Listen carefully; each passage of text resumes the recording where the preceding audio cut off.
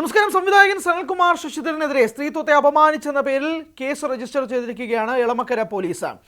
സനൽകുമാർ ശശിധരൻ നിലവിൽ അമേരിക്കയിലാണ്. അമേരിക്കയിൽ നിന്ന് സംവിധായകനെ നാട്ടിലേക്ക് കൊണ്ടുവരാനുള്ള ശ്രമത്തിൽ തന്നെയാണ് തുടരുന്നത്. എന്തായാലും കഴിഞ്ഞ ദിവസം ന്യൂസ് 18 സനൽകുമാർ ശശിധരന്റെ അഭിമുഖം എടുക്കുകയും ചെയ്തു. അതിലെ പ്രസക്തമായ ഭാഗങ്ങൾ പ്രേക്ഷകരിലേക്ക്. നാട്ടിലേക്ക് തിരിച്ചു വരാൻ ഉദ്ദേശിക്കുന്നുണ്ടോ? താങ്കൾക്കെതിരെ ലുക്കൌട്ട് നോട്ടീസ് ഉള്ളതുകൊണ്ടാണ് നാട്ടിലേക്ക് തിരിച്ചു വരാൻ ഉദ്ദേശിക്കുന്നുണ്ടോ? ജീവിക്കാനുള്ള അവസ്ഥ ഇല്ലാത്തത് കൊണ്ടാണല്ലോ ഞാൻ നാട് വിടേണ്ടി വന്നത്. നാട്ടിൽ ഞാൻ മര്യാദയ്ക്ക് സിനിമ ചെയ്തുകൊണ്ടിരുന്ന ആളല്ലേ. അപ്പൊ നാട്ടിലേക്ക് താങ്കൾ തിരിച്ചു വരില്ല? ഞാനൊരു ചലച്ചിത്ര പ്രവർത്തകനായിരുന്നു. എനിക്ക് കേരള സംസ്ഥാന സർക്കാരിന്റെ ഏതാണ്ട് 6-7 അവാർഡ് കിട്ടിയിട്ടുണ്ട്. അവാർഡുകൾ ഞാൻ മലയാളത്തിലേക്ക് കൊണ്ടുവന്നിട്ടുണ്ട്. എനിക്ക് കേരളത്തിൽ നിൽക്കാൻ പറ്റാത്ത അവസ്ഥ കൊണ്ടാണല്ലോ ഞാൻ നാട് വിടേണ്ടി വന്നത്. അപ്പൊ അങ്ങനെയുള്ള ഒരാളിനോട് നാട്ടിലോട്ട് വരുമോ, ഇങ്ങനെ ഒരു കള്ളക്കേസ് വീണ്ടും നേരിടുമോ എന്ന് നിങ്ങൾ ചോദിക്കുന്നതിൽ എന്താണ് അർത്ഥമുള്ളത്? ഇപ്പോൾ ചലച്ചിത്ര പ്രവർത്തകനായിരുന്ന ഒരാളാണ് താങ്കൾ. അവിടെ എങ്ങനെയാണ് ജീവിക്കുന്നത് എന്നുള്ളൊരു ചോദ്യം ചോദിക്കാൻ കഴിയുമോ?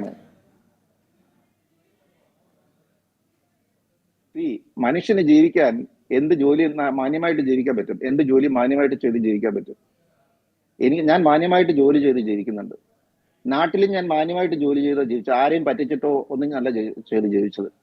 ഇത്ര സിനിമ ചെയ്തിട്ട് ഞാൻ ഒരാളെ ഈ വിഷയമായിട്ട് ബന്ധപ്പെട്ടാണോ നാട് വിട്ടുപോയത്? നാട്ടിൽ നിൽക്കാൻ കഴിയാത്ത രീതിയിലുള്ള ഭീഷണി വന്നോ? അതുകൊണ്ടാണോ? കൊന്നുകളയും എന്നുള്ള ഭീഷണി ഉള്ളത് കൊണ്ടാണ്. അത് ഇപ്പോഴും ആ ശബ്ദരേഖയിൽ മഞ്ജു വാര്യരെ കൊന്നുകളയും എന്ന് മഞ്ജു വാര്യർ പറയുന്നുണ്ട്. അപ്പൊ എന്നെ കൊന്നുകളയാൻ എന്താ ബുദ്ധിമുട്ട്? ഇതിനകത്ത് സനൽകുമാർ കൃത്യമായി പറയുന്ന ഒരു കാര്യമുണ്ട്. അതായത് താൻ നാട്ടിലേക്ക് തിരിച്ചു വരാൻ ഉദ്ദേശിക്കുന്നില്ല. നാട്ടിൽ നിൽക്കാൻ പറ്റാത്ത അവസ്ഥയിലേക്കാണ് കാര്യങ്ങൾ മാറുന്നത്. അതുകൊണ്ട് തന്നെ അമേരിക്കയിൽ നിൽക്കാൻ തന്നെയാണ് തൻ്റെ ഉദ്ദേശം. അതുമായി ബന്ധപ്പെട്ട് തുടർന്നു പോവുക എന്നുള്ളത് തന്നെയാണ് തൻ്റെ മുന്നിലുള്ള ഏക പ്രധാനപ്പെട്ട കാര്യമെന്ന് പറയുന്നു. അതുകൊണ്ട് താൻ അമേരിക്കയിൽ ജീവിക്കാൻ തയ്യാറാണ്, തുടർന്നും ജീവിക്കാൻ തയ്യാറാണ്, നാട്ടിലേക്ക് വരുന്നില്ല. ഇതാണ് സനൽകുമാർ ശശിധരൻ്റെ അഭിപ്രായം.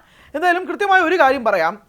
സനൽകുമാർ ശശിധരൻ നടിയുമായിട്ടുള്ള വോയിസ് ക്ലിപ്പ് തൻ്റെ ഫേസ്ബുക്ക് പോസ്റ്റിലൂടെ പുറത്തുവിട്ടതിന് ശേഷം നടത്തിയ ഒരു പ്രധാനപ്പെട്ട പരാമർശം, നടിയുടെ ജീവൻ അപകടത്തിലാണ്, അത് സംരക്ഷിക്കേണ്ടത് എൻ്റെയും കൂടെ ചുമതലയാണ് എന്നുള്ളതാണ് സനൽകുമാർ ശശിധരൻ പറഞ്ഞിരുന്ന ഒരു പ്രധാനപ്പെട്ട കാര്യം. പക്ഷേ ആ വോയിസ് നോട്ട് കേൾക്കുന്ന ആർക്കും അറിയാം അത് ആ നടിയുടെ ശബ്ദമല്ല എന്നുള്ളൊരു കാര്യം. കാരണം ആ നടിയെ മലയാളി സമൂഹം, പ്രേക്ഷകർ കാണാൻ തുടങ്ങിയിട്ട് വർഷങ്ങളായി.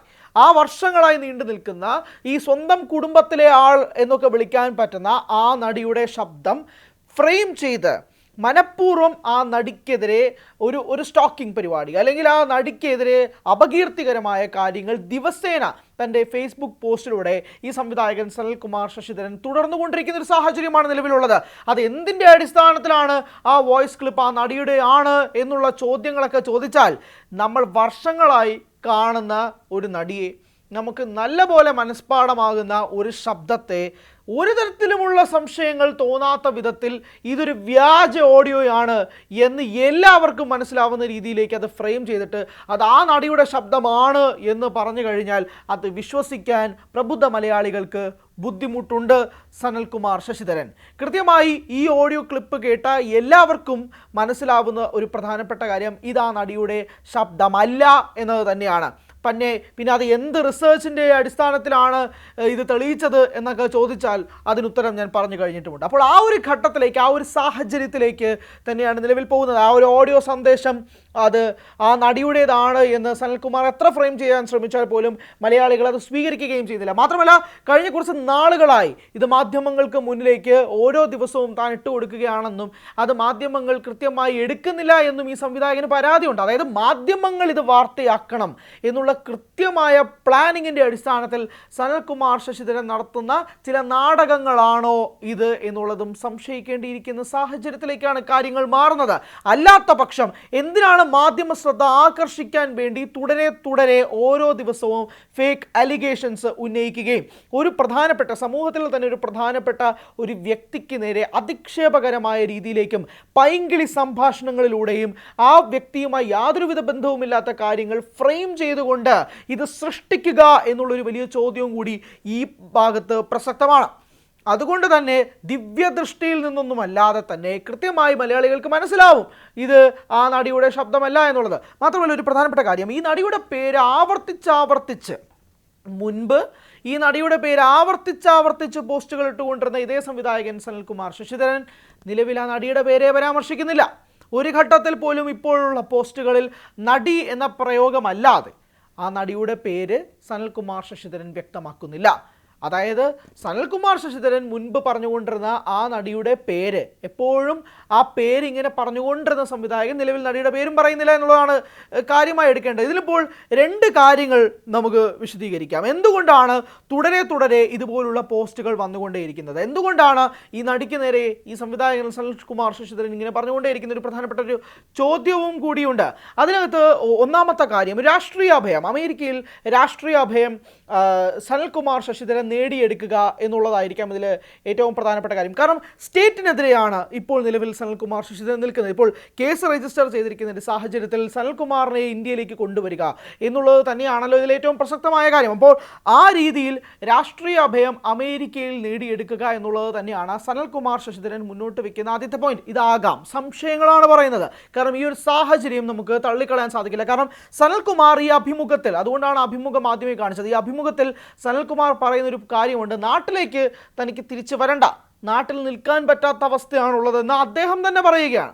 ആ ഒരു ഘട്ടത്തിൽ ഇങ്ങോട്ടേക്ക് വരാതിരിക്കാൻ വേണ്ടി അവിടെ കൃത്യമായി അവിടെ ഒരു രാഷ്ട്രീയ അഭയം സൃഷ്ടിച്ചുകൊണ്ട് അവിടെ തുടരുക, ആ സാഹചര്യത്തിലേക്ക് മാത്രമായി നിൽക്കുക എന്നുള്ള ബുദ്ധിശാലിപരമായ അല്ലെങ്കിൽ അങ്ങനെ ഒരു ബുദ്ധി കൊണ്ട് കളിക്കുന്ന ഒരു സംവിധായകൻ സനൽകുമാർ ശശിധരനെ നമുക്ക് സാഹചര്യത്തിൻ്റെ തെളിവുകൾ കൊണ്ടും സാഹചര്യം ഇങ്ങനെ ആയതുകൊണ്ടും തള്ളിക്കളയാൻ സാധിക്കില്ല എന്നുള്ളത് മാത്രമാണ് ആദ്യത്തെ പോയിന്റ്. ഇനി അഥവാ രണ്ടാമത്തെ പോയിന്റ് ഇങ്ങനെ ആയിരിക്കാം, ചിലപ്പോൾ അദ്ദേഹത്തിന് എന്താണ് നടക്കുന്നതെന്ന് മനസ്സിലാവുന്നില്ല, എന്താണ് റിയൽ, എന്താണ് ഫേക്ക്, എന്താണ് ഫാൻറ്റസി എന്നുള്ളത് കൃത്യമായി മനസ്സിലാക്കാൻ പറ്റാത്തൊരു ലോകത്തിലേക്കായിരിക്കാം അദ്ദേഹം ഉള്ളത്. അത് നമുക്ക് അങ്ങനെ ഒരു പറഞ്ഞു പോകാമെന്നല്ലാതെ അത് സീരിയസ് ആയിട്ട് എടുക്കേണ്ട കാര്യവുമായിട്ട് എനിക്ക് തോന്നുന്നില്ല. പക്ഷേ കൃത്യമായി ഇതിനകത്തൊരു ബുദ്ധി സനൽകുമാർ ശശിധരൻ കളിക്കുന്നുണ്ട് എന്നുള്ളത് ആർക്കും മനസ്സിലാകും. കാരണം തുടരെ ഇങ്ങനെ പരാതികളുമായി വരുന്നു. പരാതികൾ ഫേസ്ബുക്കിലൂടെയും ഈ നടിക്കെതിരെ കൃത്യമായ വ്യക്തിപരമായ അധിക്ഷേപങ്ങൾ, ആക്ഷേപങ്ങൾ തുടരെ ഉന്നയിക്കുകയും ചെയ്യുന്നൊരു ഘട്ടത്തിൽ ഈ നടി തന്നെ എളമക്കര പോലീസിൽ പരാതി നൽകുന്നൊരു ഘട്ടത്തിലേക്ക് കാര്യങ്ങൾ എത്തിക്കുകയാണ് ചെയ്തത് സനൽകുമാർ ശശിധരൻ എന്ന്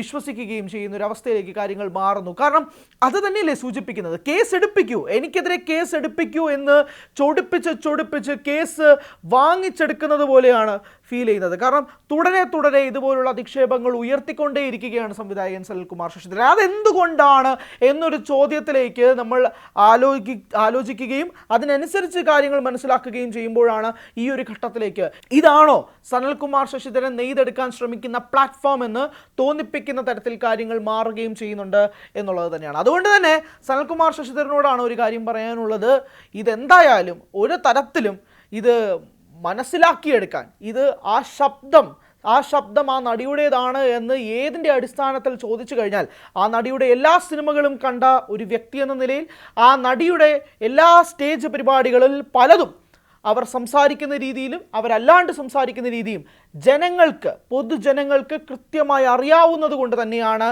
ഒരാളുകളും ഇത് കൃത്യമായി ഫേക്ക് അലിഗേഷനാണ് എന്ന് ഉദ്ദേശിച്ചുകൊണ്ടും താങ്കൾക്ക് നേരെയും അല്ലാണ്ടും സമൂഹത്തിൽ ഇതുമായി ബന്ധപ്പെട്ട് സംസാരിച്ചു കൊണ്ടിരുന്നത്. കാരണം മലയാളികൾക്ക് ഇതൊരു ഫേക്ക് ഓഡിയോയാണ് എന്ന് മനസ്സിലാക്കാൻ ഒരു തരത്തിലുമുള്ള തെളിവ് ശേഖരണത്തിൻ്റെയും ആവശ്യമില്ല. ആ നടിയെ അത്രമേൽ മലയാളി പ്രേക്ഷകർക്ക് സുപരിചിതയാണ്.